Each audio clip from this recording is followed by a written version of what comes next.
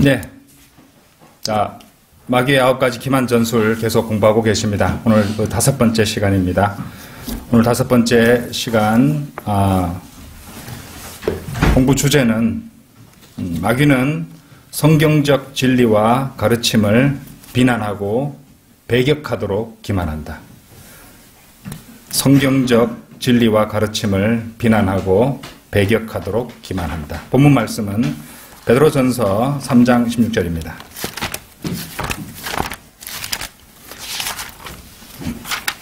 베드로전서 3장 16절 말씀. 선한 양심을 가지라. 이는 그들이 행악자들에게 하는 것처럼 너희를 비방하다가도 그리스도 안에 있는 너희의 선행을 거짓되이 비난하는 것을 부끄러워하게 하려 함이니라. 네, 오늘 공부 제목은 성경적 진리와 가르침을 비난하고 배격하도록 기만하는 마귀의 이 기만 전술에 대해서 공부를 드리겠습니다. 이러한 이제 기만 상황은요, 소위 하나님을 믿는다고 고백하는 대다수의 기독교 신자들에게, 이 신자들이 마음속에서 일어나는 대표적인 마귀의 기만입니다. 그러니까 바른 진리와 성경적 교리를 가르치고 전하는 대로 그들은 그것을 거부하고 또 더 나아가서는 그것을 배격하고 부정하고 비판하려 든다는 것이죠. 몇 달 전에 이제 신약 성도들이 환란 전 휴거에 관한 이 성경적 진리에 대해서 우리 교회 목사님이 설교하신 적이 있었는데, 이 교회가 대환란을 통과한다고 가르치는 어떤 교회 목사라는 사람이 댓글을 달아서 비난해 놓은 것을 본 적이 있었습니다. 그는 자신이 믿고 있는 온갖 후천년주의 신학의 배설물을 늘어놓으며 장황하게 설명을 붙여놨는데, 저도 거기에 맞춰서 바른 교리로서 계속 답변해주고 설명을 해줬는데, 예, 어느 순간 보니까 이 사람은 진리를 알고 싶어서 그렇게 해놓은 것이 아니라는 것을 알고 별로 더 이상 말을 해줄 가치가 없을 것 같은 생각이 들었습니다. 그래서 이제 그만뒀어요. 그러다가. 예. 고린도전서 14장 38절에 그러나 누구든지 무지하다면 무지하게 내버려 두라. 이 말씀에 그대로 순종했습니다. 물론 이제 알려줄 만큼은 충분히 제시를 했었어요. 이제 거부하니까 할 수 없죠. 제가 이제 수요일에 그 누가복음 강해를 할 때 이스라엘의 회복에 관한 그런 영원한 언약과 무화과 나무의 비유에 대해서 그렇게 공부를 진행한 적도 있었는데, 제가 그때도 이제 러커만 목사님의 교리대로 바른 교리를 설명해 주었는데, 예. 역시 자신의 무천년 후천년주의적 신학에 대한 오물을 늘어놓으며 거기에 댓글을 달고, 예, 막 그러더라고요. 같은 사람으로 제가 판단이 됩니다. 자, 그런 사람들의 공통점은 뭐냐? 도대체 이 사람들은 바른 교리에 무지하기 때문에 화부터 내고 비판부터 하고, 또 자기가 그동안 쌓아왔고 붙잡아왔던 것을 결코 놓지 않기 위해서 막 공격적인 태도를 취한다는 것이죠. 은사주의자들의 경우도 자신의 믿는 바에 대해서는 상당히 완고합니다. 표적들, 이적들, 기적들, 신비한 병고침이 성경적이지 않고 오히려 그것이 마귀에게서 온 것이라고 알려주면요, 쉽게 흥분하고 화를 냅니다. 성경대로 정확하게 인용하고 바르게 전하는데 그렇게 하는 것이죠. 근데 자, 이제 그것을 제가 이 시간에 길게 설명할 수는 없지만은요, 사도행전 2장 19절이나 22절, 43절, 4장 40절, 5장 12절, 7장 36절, 8장 13절, 그리고 14장 3절 등에 나오는 용례들을 기도하는 마음으로 잘 읽어보시면은 이 기적들, 이적들, 표적들이 이 사도들을 통해서 이루어진 것이고, 이 사도직의 계승이라는 것은 오직 이스라엘 민족 국가 안에서만, 그죠? 그 안에서만 이루어지고 존재했다는 사실입니다. 사도행전 5장 12절에 이런 말씀이 나와요. 또 사도들의 손을 통해 많은 표적과 이적이 백성 가운데서 일어나니, 이렇게 나오거든요. 출애굽기 2장이나 5장에 보면요, 모세가 행한 이적과 표적들이 나옵니다. 자, 이것은 신명기 18장 15절에서 20절에 나오는, 거기 보면 나와 같은 한 선지자를 갖다 일으키신다고 했잖아요. 그렇죠? 이 말씀대로 예수 그리스도께로 이렇게 이어지는 것이에요. 그리고 그것은 이제 사도들, 곧 예수님의 유대인 제자들에게 그죠? 넘겨졌던 것입니다. 그리고 이러한 사도적인 표적과 이적들은요, 사도들의 사역이 끝나면서 모두 사라지고 끝나고 말았던 것입니다. 이제 그 증거를 갖다가 단적인 증거를 하나 이제 들자면요, 이 놀라운 기적을 행했던 이 사도 바울이 그 말기에 가서는 이 몸이 아픈 동역자를 고쳐줄 수도 없었다는 그런 점에서도 드러난다는 것이에요. 디모데전서 5장 23절에서는 이제부터는 물만 마시지 말고 네 위장과 자주 앓는 질병을 위하여 포도주를 조금씩 쓰라. 또 어떤 자들은 이제 이렇게 약으로서 알코올이 약간 포함되어 있는 그런 것을 쓰라는 이 말을 갖다가 이제 술을 정당화시키는 그런 구절로 사용한 자들도 있습니다. 어쨌든 고쳐주지는 못하고 이런 말을 하고 있잖아요. 디모데후서 4장 20절에도 에라스토는 고린도에 머물러 있고 트로피모는 몸이 아파서 밀레토에 남겨두었느니라. 고쳐줄 수 없었던 것입니다. 그러므로 이 교회 시대에 사도의 표적과 기적과 이적을 행한다고 말하거나 또는 로마 가톨릭처럼 자신들에게 사도적 권위가 있다고 주장하는 것은 그야말로 반성경적인 이름을 알아야 됩니다. 여담이지만 우리가 이전에 함께 했던 그 교회의 경우도 나중에 알고 보니 자신들의 담임 목사에게 이 사도적 권위가 있다고 그렇게 주장하는 사람들이었어요.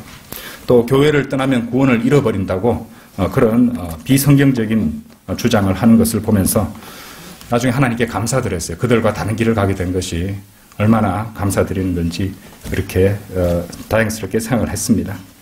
자, 순진한 사람들은 이렇게 말하기도 합니다. 어떻게 사탄이 그렇게 놀라운 기적이나 치유를 이룰 수 있단 말입니까? 그것은 하나님의 위대하신 그런 역사하심 아닌가요? 그런데 여러분, 이집트의 마법사 얀네와 얀불에도 모세를 모방해서 지팡이로 뱀을 만들어냈던 것 여러분 기억하시죠? 출애굽기 7장 11절, 디모데후서 3장 8절이 참고 구절입니다. 요한계시록에 나오는 거짓 선지자도 하늘에서 불을 땅 위로 내려오게 하고 각종 이적을 행해서 사람들을 미혹하게 될 것입니다. 계시록 13장에 나오죠. 자, 이 은사주의자들, 이들의 주요 특징은요, 말씀보다도 체험이나 경험을 더 신뢰한다는 데 있습니다. 곧 기독교는 체험의 종교라고 주장하면서 체험이 자신이 구원받은 증거라고 평생을 그것만 믿고 사는 것이에요. 그러나 성경은 이렇게 말씀하세요. 베드로전서 1장 23절에서 너희가 거듭난 것은 썩어질 씨로 된 것이 아니요 썩지 않을 씨로 된 것이니 살아있고 영원히 가는 하나님의 말씀으로 되었느니라. 그렇죠? 말씀으로 되었다고 성경이 말씀하시는데 체험을 내세운다는 것이죠. 자, 이러한 거짓된 교리들은요, 성경을 바르게 나누지 못하거나 자신에게 유리하게 적용하고자 성경을 억지로 갖다 풀려고 했던 그런 결과라고 할 수 있습니다. 그런 자들에게 하나님의 말씀대로 바른 진리를 전하는 것은 하나님의 명령대로 순종하는 일인데, 선한 일인데, 그들은 그것을 받아들이거나 믿기는커녕 거부하고 비난하는 것이에요. 예. 디모데후서 4장 2절 말씀대로 모든 오래 참음과 바른 교리로 견책하고 책망하고 권고하는데 그것을 비판하고 배격하는 것입니다. 단적으로 말해서 그들이 문제가 뭔지 아십니까? 근본적으로 그들은 마귀가 있다는 걸 알지 못하는 것이에요. 네. 설령 마귀가 있다는 것을 안다고 해도 그것을 정말 믿지 않는 겁니다. 그리고 설령 믿는다 할지라도 그것이 자신하고는 상관이 없다고 넘겨버리는 것이에요. 그들 모두가 그렇게 마귀에게 속고 있는 것입니다. 자, 기독교인들 대다수가 속고 있는 바는 또한 마귀가 하나님의 말씀을 공격하고 모조품들을 만들어내는 한편 그릇되고 잘못된 해석과 적용을 통해 거짓 교리를 만들어낼 수 있다는 것을 믿지 않는다는 사실입니다. 지난주에는 제가 참으로 마귀의 그 성경이 존재하는가 이런 주제로 우리 수요기도회를 진행했었는데요.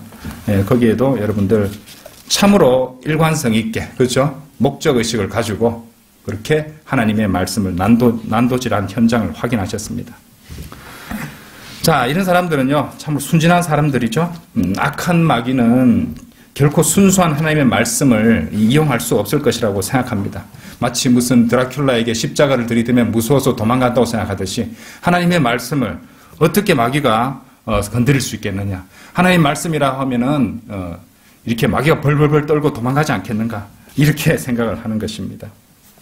하지만 마귀는요, 하나님의 말씀을 변개시킬 수도 있고, 또 변개되지 않은 순수한 말씀이라 할지라도 그것을, 그 말씀까지도 사용할 수 있어요. 잘못 적용시키게 만든다 이 말입니다. 그렇죠? 잘못 적용시키게, 잘못 해석하게 만든다는 것입니다. 인간들로 하여금 엉뚱하게 적용하게 만들어서 파멸시킬 수 있습니다. 마귀는 이브에게 긍정적으로 접근해서 하나님께 쓴뿌리가 생겨나게 했죠. 그래서 말씀을 첨가하고 변개시키도록 부추겼습니다.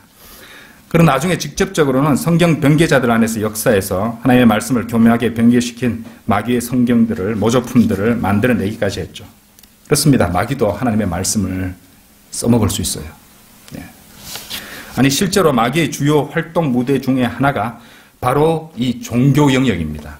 예, 그거 아셔야 됩니다. 엄청난 싸움, 아주 치열한 싸움이라는 걸 아셔야 됩니다.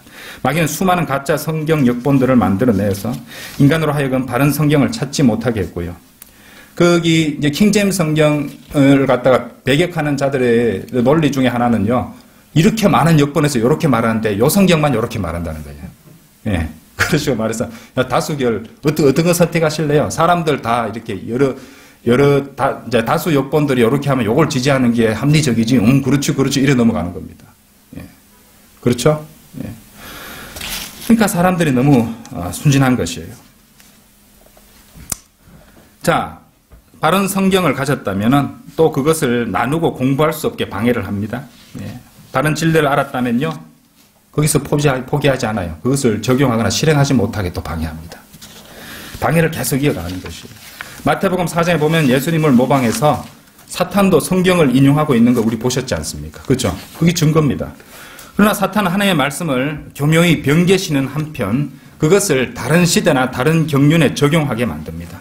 그러니까 세대주의를 이 배교자들이 배격하는 거예요. 믿지 않는 것이에요. 예. 그러니까 마귀 편에 서 있는 겁니다. 마귀야말로 세대주의를 어기고 거기 예수님을 시험할 때, 예, 다른 경륜에 속하는 말씀을 가지고 예수님을 시험했었거든요.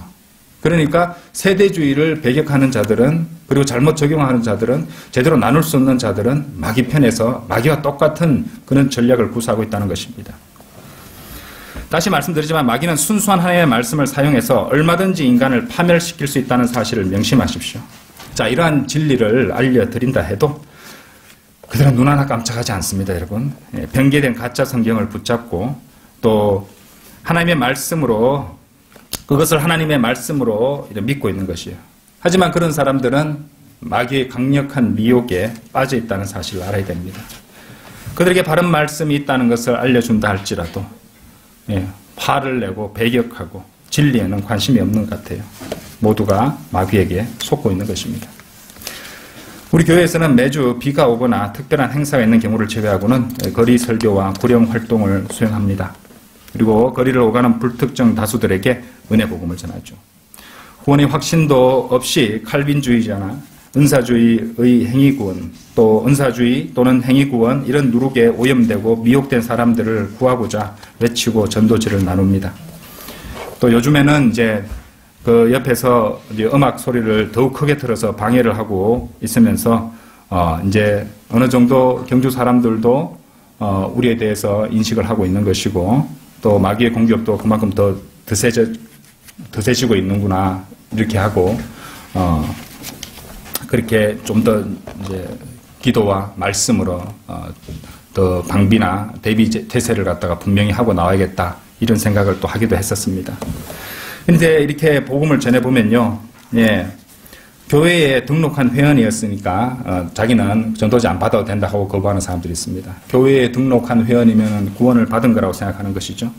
유아 세례를 받았다고 모태신앙이라고 말하는 사람도 있습니다.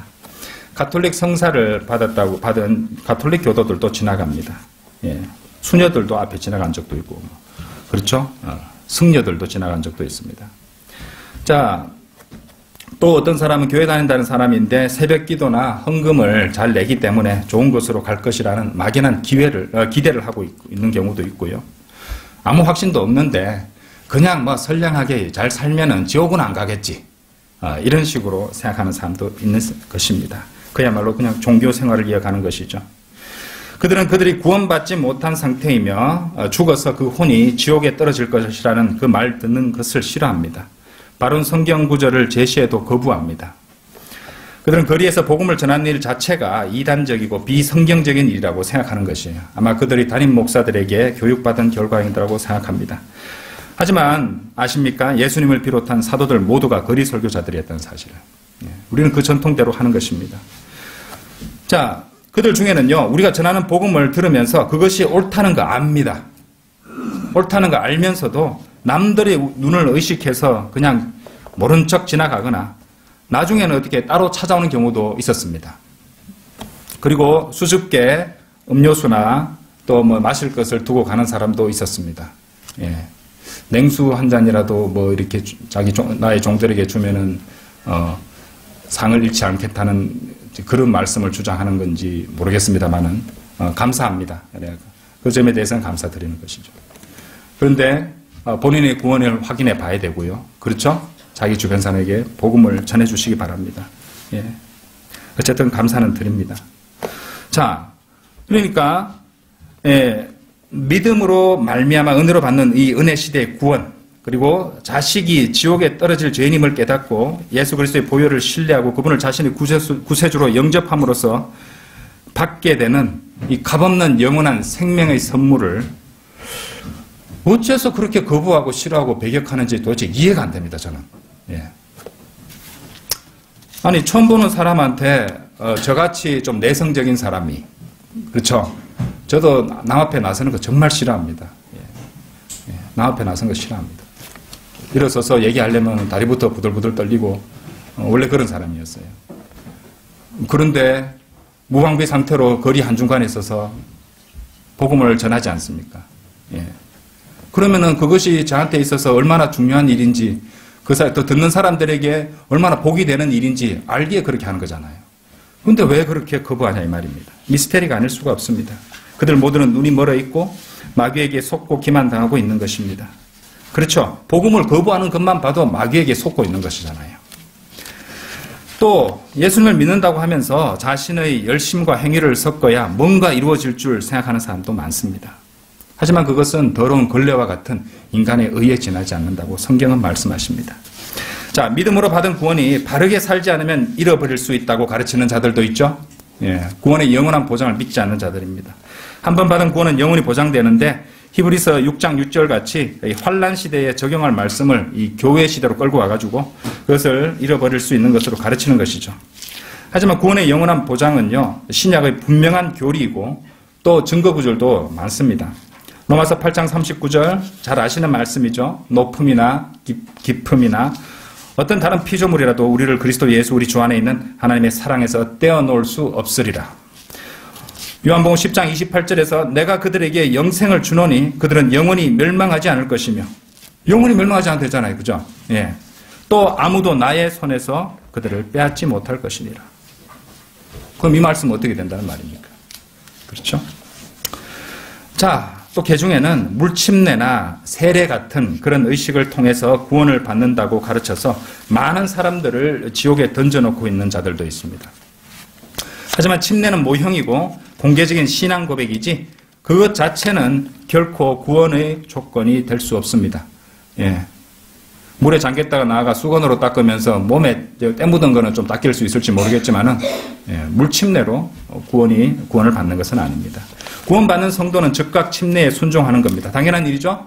그런데 그것은 구원의 조건이 될 수가 없고 또 더군다나 그 구원을 유지해주는 조건도 되지 않는 것입니다. 베드로전서 3장 21절에서 물은 예수 그리스도의 부활하심으로 인하여 이제 우리를 구원하는 모형이니 곧 침례라.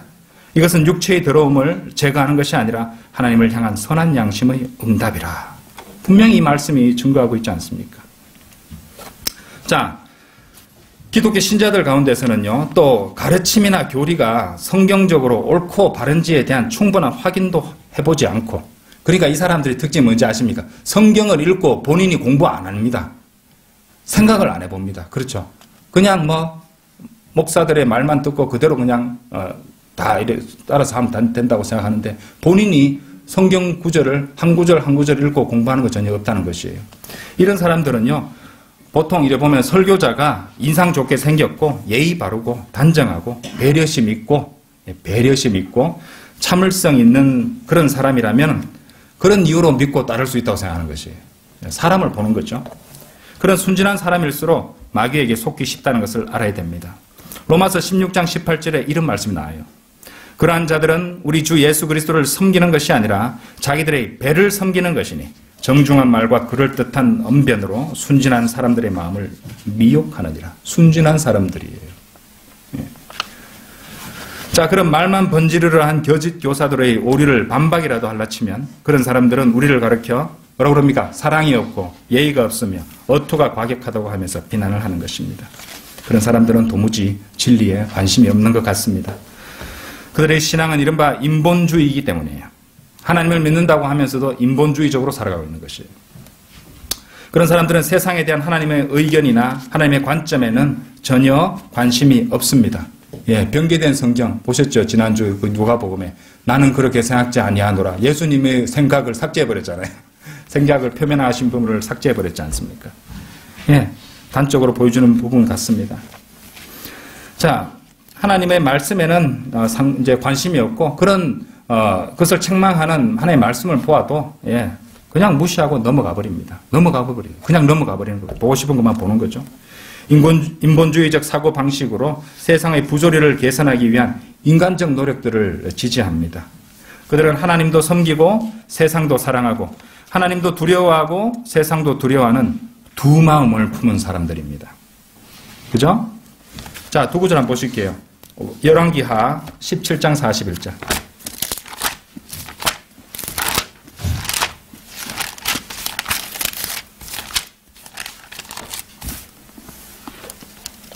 그래야 이 민족들이 주도 두려워하고 그들의 새긴 형상들도 섬겼으니 그들의 자손들과 그들의 자손의 자손들이 모두 그들의 조상이 한 것 같이 행하여 오늘에 이르니라.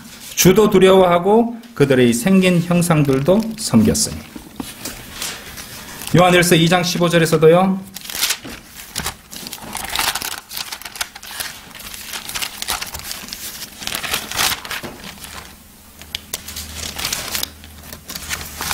요한일서 2장 15절 세상도 세상에 있는 것들도 사랑하지 말라. 누구든지 세상을 사랑하면 아버지를 사랑함이 그 안에 있지 아니하니. 양자택일입니다. 그죠? 둘 다 갈 수는 없는 것이에요. 근데 양다리 그리스도인들이 얼마나 많습니까? 인본주의죠. 결국에는 하나님을 최고 높은 자리에 모시고 사는 것이 아닌 것입니다. 그런 성경 전설을 들고 있습니다. 성경 전체가 그런데도 불구하고 성경 전체가 아닌 자기들이 보기에 옳게 보이는 내용만, 자기들이 보기에 받아들일 만한 내용만 그렇게 받아들이려는 것 같습니다. 성경 전체를 하나님의 말씀으로 믿고 실행하는 바이블 빌리버와는 전혀 다른 태도이죠. 그런 사람들은 결코 알지 못하는 것이 있으니 이 세상의 신인 마귀가 보이지 않는 줄로 세상 사람들을 묶어놓고 꼭두각시 마냥 조종해서 세상 전체를 자기가 계획한 대로 조종하고 결국 전체를 사회주의적이고 공산주의적인 전체주의 시스템으로 이 세상을 이끌어가고 있다는 사실을 말입니다. 알지 못해요. 지금 거대한 보이지 않는 이 줄이 보이지 않습니까? 나라를, 민족을, 사람들을 이끌어서 대표적으로 미디어를 이용하겠죠. 그죠? 디바이스를, 사탄의 계략 디바이스를, 스마트 디바이스들을 이용해서 그렇게 하고 있다는 것입니다. 그들은 세상의 이 불공평과 불공정함을 이야기하면서 하나님을 원망하거나 또 하나님이 없다고까지 이야기하는 자들에게 어떨 때는 동조되려는 그런 모습까지 보이기도 합니다. 비극적인 죽음들과 고난들, 악인의 번영과 의인의 고난을 이야기하면서 하나님이 정말 계시다면 그 모든 부조리는 생겨나지 않을 것이라고 주장합니다. 그런데 그들이 모르는 건 뭐지 아십니까? 죄의 결과로서 이 세상에 온갖 비극이 존재한다는 것을 알지 못하는 것입니다. 인간이 자유의지를 행사해서 죄를 택한 결과 그렇게 됐다는 것이에요. 그러면은 그렇게 된 마귀를 비난하거나 그 죄의 그렇게 끔찍함에 대해서 얘기를 해야지 하나님을 원망한다는 것입니다. 하나님께서는 하나밖에 없는 독생자를 희생시켜서 가장 소중한 당신 그분이었어요. 그죠? 하나님 그분이 실제로 몸을 입고 오셔서 죄인들을 위해 죽어주셔서 구원받을 수 있는 길을 마련하셨는데 하나님은 다 해주셨습니다. 말씀도 주셨고 선포하게 하셨고, 그래서 어떤 사람이 지옥에 떨어진다면요, 그 사람 책임이에요. 하나님에게는 전혀 책임이 없습니다. 하나님께서 다 해주셨거든요. 자, 이 사람들이 마귀에게 속아서 진리를 직시하지 못하고 자기 신이 듣고 싶은 거짓말들에만 귀를 기울이며 스스로를 속여가며 파멸을 향해 가고 있습니다. 그런 자들에게 바이블 빌리버들의 책망과 외침은 소음과 저주 소리로밖에 들리지 않는 것입니다. 그렇게 인본주의적이고 세상 지향적이고 정중하고 예의 바른 가르침과 말들에 젖어 사는 사람은 자연히 진리를 비난하고 배격하게 그렇게 하도록 시스템화되어 있습니다. 바이블 빌리버라고 자부하면서도 마귀가 있다는 것을 제대로 알지도 못한 채 바른 성경과 바른 교리와 바른 가르침이 있는 교회를 견디지 못하고 떠나가 버린 사람도 있을 수 있습니다. 그런 사람은 대개 설교자가 설교에서 유독 자기에 대해서 이런저런 비판을 한다고 불평을 늘어놓는 경우가 많은데, 목자는 성경대로 설교해야 할 것을 설교했을 뿐인데 그런 사람은 도둑이 제발 저리는 형국이 되고 마는 것입니다. 여러분 잘 들어보십시오. 이 시리즈를 시작하면서 처음에 제가 드린 말씀이 있습니다. 마귀에게 기만당하는 것은 그것으로 그치지 않습니다. 마귀에게 기만당하는 것은 그 뒤에 마귀에게 점유당하는 걸로 이어집니다. 마귀에게 점유당하기 이전 단계가 마귀에게 기만당하는 것을 아셔야 된다는 것이죠. 자, 왜냐하면 그 사람이 마귀가 속임수를 써서 기만하고 있다는 것을 알지 못하기 때문에 계속해서 그 대적이 유혹하며 또 귀에 속삭이는 말에 끌려가다가 마음과 생각 그리고 몸과 행실까지 서서히 마귀에 의해 지배당하기에 이르게 된다는 것입니다. 그 근본적인 이유는 마귀가 있다는 것을 알지도 믿지도 않기 때문이죠. 소위 기독교 신자라는 사람들 가운데는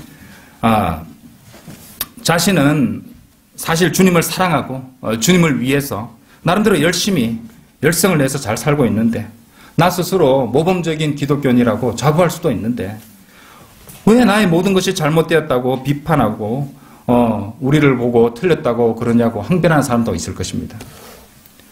어째서 내가 듣는 세상 음악을 저렇게 아름다운 음악을 다 악하다고 하고, 내가 벗고 다니는 것도 아닌데 내 복장을 가지고 뭐라 그러고, 성경도 이게 제일 웃깁니다. 성경도 다양성의 아름다움을 위해 다른 종류도 여러 개도 쓸 수 있는 것이지, 왜 한 가지만 옳다고 그러고, 왜 교리가 좀 달라도 사랑으로 극복할 수 있지, 왜 이것도 좋고 저것도 좋고 좋은 게 좋은 거 아니냐, 이렇게 따지는 사람들도 있는 것입니다. 그런 사람들의 문제가 무엇인지 아십니까? 그들은 도무지 마귀가 있다는 걸 알지 못하는 것이에요. 그리고 마귀가 진리를 믿고 실행하는 사람들을 절대로 그냥 두지 않는다는 사실도 믿지 않습니다. 마귀는 절대로 가만두지 않습니다. 갖가지 공격으로 우리를 힘들게 할 것이에요. 여러분 잘 들어보십시오. 마귀는 여러분을 속여 여러분의 열심과 신실함을 이용할 수 있습니다. 다시 말씀드릴게요. 우리의 신실함, 우리의 진심, 우리의 열심을 이용할 수 있습니다. 다시 말해서 마귀는 하나님을 향한 여러분의 열성과 사랑과 헌신과 열심을 얼마든지 이용할 수 있다는 것이에요. 만일 그렇게 속지 않으려면 어떻게 해야 될까요? 여러분 너무 간단합니다. 여러분 이미 답을 알고 계세요. 그러니까 어떤 것을 여러분의 행실이든 또 여러분의 선택이든 아니면 교리든 지식 그 자체든지 간에 그것이 하나님의 말씀과 일치하는지를 확인해 보십시오. 그겁니다. 당연한 거 아니냐고 말씀하신 분도 있을 것인데, 여러분들 왜 제가 이 말씀을 드리냐면요, 자신의 기분과 경험과 또 자신의 생각을 우선시하는 사람도 많기 때문에 그렇습니다. 하나님의 말씀이 있는데도 불구하고 자신의 뭡니까? 체험이라든지 경험이라든지 생각이라든지 이런 것들을 중시하려고 한단 말이에요. 그런 것들은 중요하지 않습니다. 오직 그것이 하나님의 말씀과 비교해서 말씀과 일치하는지를 확인하라는 말씀입니다. 만일 그것이 하나님의 말씀과 일치한다면 좋겠지만, 만일 그렇지 않다면 여러분은 여러분의 상태를 진지하게 걱정해야 될 것입니다. 그런데 이 기독교 신자들의 가장 큰 문제가 뭔지 압니까? 그 기준이 되는 하나님의 말씀이 변개되어 있습니다. 그 큰 문제죠, 그죠? 큰 문제입니다. 하나님의 말씀에 비춰보시고 만약에 그것이 일치하지 않는다면 하나님 앞에 즉각 부복하고 자백하고 자신의 모든 것을 바로잡아야 될 것입니다. 마귀는 얼마든지 거짓말로 기만하여 여러분을 속일 수 있다는 것을 명심하십시오. 바이블 빌리버도 속일 수 있습니다. 사탄은 자신을 빛의 천사로 가장할 수 있다고 고린도후서 11장 14절에서 보셨죠? 그것을 아셔야 된다는 것이에요. 온라인으로 혹시 이 방송을 듣는 분들에게 권고드립니다. 바른 진리와 은혜 복음 그리고 바른 말씀을 전파하는 교회와 설교자와 목자를 확인도 안 해보고 무턱대고 배격하고 비난하지 마십시오. 그것은 마귀에게 기만당한 결과임을 아십시오. 하나님의 말씀과 하나님의 종들과 그리스도의 몸된 교회를 비난한 대신에 그 모든 기만과 거짓을 양산하고 있는 마귀부터 비난하십시오. 하나님과 하나님의 사역을 공격하지 말고 마귀를 반대하고 마귀를 비난하는 것이 어떤가 말입니까? 앞에서 언급한 부분이지만 마귀는 여러분의 열심과 신실함을 이용해서 속일 수 있습니다. 그렇게 속게 되면요, 자신이 평생을 바쳐 헌신한 것, 그 모든 헌신과 수고들을 지키고 유지하기 위해서 열심을 다해서 하나님의 말씀과 진리를 무시하고 버리기까지 할 것입니다. 이제까지 자기 딴에는 열심히 믿어왔기에 누구보다 성실히 섬겨왔기에 그래서 그 모든 것들이 물거품이 되는 것을 결코 인정할 수도 견딜 수도 없기 때문에 진리와 진리의 말씀대로 순종하려는 성도들을 공격하고 배격하고 비난하게 되는 것입니다. 놀랍게도 하나님의 일, 사역같이 이 선한 것조차도 그것이 하나님의 말씀보다 더 높여진다면 그것은 우상이 되어버리는 것이에요. 아시겠어요? 마귀는 바이블 빌리버도 속일 수 있고 하나님을 위한 사역 자체를 우상으로 만들어버릴 수도 있습니다. 우리는 그것을 목도했지 않습니까? 본인들은 아직도 모릅니다. 본인들은 아직도 몰라요. 자기들이 제일 잘하는 줄 알지. 이 생에서 쌓아올린 잘못된 섬김의 탑에 미련을 두지 마십시오. 그것보다도 주님께로 온전히 돌이켜 규칙대로 믿음의 경주를 달리고 하나님의 말씀대로 순종하십시오. 그렇지 않는다면 얼마 남지도 않은 자신의 유업이 그리스도의 심판석에서 모두 죄가 되어 다 타버리는 것을 허망하게 바라보게 될 것입니다. 결론적으로 그리스도인으로서 진리를 선포하고 말씀대로 순종하며 살아간다면 반드시 반대하는 자들을 마주하게 될 것입니다. 그렇게 되면 그들을 대적해서 비판과 비난을 쏘아붙이며 육신적으로 싸울 것이 아니라 그들을 어쩌면 측은하게도 생각해야 됩니다. 왜? 그들은 마귀에게 기만당하고 있는 것이므로 그들을 바로 잡아주고 세워주기 위해서 온유의 마음으로 담대하게 진리를 전파해야 될 것입니다. 빌립보서 1장 28절에서 반대하는 자들로 인하여 아무것도 두려워할 것이 없나니 이것이 그들에게는 정령 멸망의 정표며 너에게는 구원의 정표니 이는 하나님께로부터 나온 것이라. 디모데후서 2장 25절에서 반대하는 자들을 온유함으로 바르게 잡아주어야 하리니 그리하면 하나님께서 그들에게 회개하는 마음을 주셔서 진리를 깨닫도록 하실까 하며 우리에게 어떻게 대응할지 말씀으로 가르쳐 주셨습니다. 보셨죠? 우리를 배격하고 비난하는 자들에게는 온유함으로 대응해야 됩니다. 그런데 오해는 하지 마십시오. 온유함은 지난주에도 잠시 말씀드렸지만 수동적이고 연약하고 소위 말하는 소녀 감성이 되는 게 아닙니다. 온유란 하나님을 두려워하고 겸손하고 그분의 말씀에 순종하고 자신을 낮추되 불의에 대해서는 담대하게 항거하고 악에 대해서는 용기 있게 대적하고 복음 전파와 진리를 소화하기 위해 타협하지 않는 그야말로 외유 내강의 자세라고 할 수 있는 그런 마음의 자세입니다. 겸손하되 굳건하고 온화하되 강건하며 명랑하되 경박하지 않고 친절하되 엄숙하며 언제나 그 언행이 진지하고 기쁨에 넘치는 사람이 바로 온유한 사람입니다. 그리고 그의 생활 방식은 절제로서 드러나겠죠. 그리고 그 온유의 원천은 무엇일까요? 그 온유의 원천이 무엇일까요? 바로 우리 안에 모신 주 예수 그리스도를 믿는 믿음입니다. 그 믿음이 있기에 우리는 언제나 담대함과 확신을 가지고 살아갈 수 있는 것입니다. 진리를 전파하고 진리를 수호하는데 바로 이런 믿음이 필요하고 거기서 우러나는 온유가 필요합니다. 그리고 그것은 또한 바로 성령의 열매라는 사실을 아셔야 됩니다. 자, 성경 두 구절을 읽고 마치겠습니다. 먼저 에베소서 3장 12절입니다.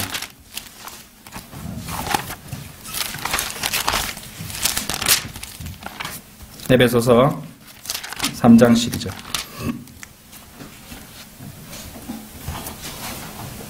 그 안에서, 우리 주 예수 그리스도 안에서, 그 안에서 우리가 그분을 믿음으로 뭘 가집니까? 담대함과 확신을 가지고 나아가느니라. 그렇죠? 갈라디아서 5장으로도 한번 열어보십시오. 5장 22절, 23절. 그러나 성령의 열매는 열매들은 아니죠. 모두가 연결되어 있습니다. 그래서 단수로 열매라고 했어요. 사랑과 기쁨과 화평과 오래 참음과 친절과 선함과 믿음과 온유. 온유한 사람은 곧바로 절제로 이어집니다. 그렇죠? 온유와 절제. 여러분 순서도 중요합니다. 온유와 절제니 그러한 것을 반대할 법이 없느니라. 다 같이 기도드리겠습니다.